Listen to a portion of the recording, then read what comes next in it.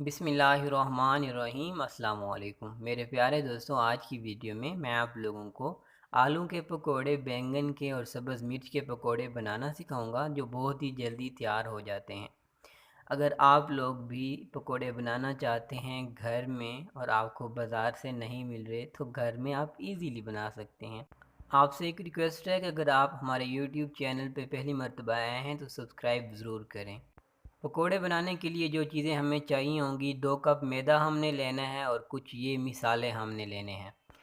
1.5 चम्मच लाल मिर्च लिए, 1 चम्मच नमक, आधा चम्मच धनिया पाउडर, आधा चम्मच काली मिर्च, आधा चम्मच ज़ीरा और आधा चम्मच हल्दी हमने ली है। और यहाँ पे हमने लिए हैं कुछ आलू काट के स्लाइसिस में हमने आलू को काट लिया है और बैंगन को भी हमने स्लाइसिस में काट लिया है और कुछ हमने यहाँ पे सब्ज़ मिर्ची ली है। अब हम ये जो जितना मिसाला हमने लिया है इसको हम बेसन में डाल लेंगे। उसको अच्छी तरह से हमने मिक्स कर देना है बेसन में डाल के। यहाँ पे जितने इसके अंदर गुठलियाँ बनी हुई हैं बेसन में वो आपने पहले ख़त्म कर लेनी है।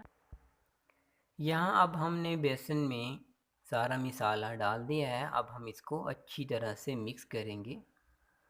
अच्छी तरह से मिक्स करने के बाद उसके बाद हम इसमें पानी डाल लेंगे। पानी डाल के अच्छी तरह से आपने इसको लेवी की तरह बनाना है, चम्मच हिलाते रहना है।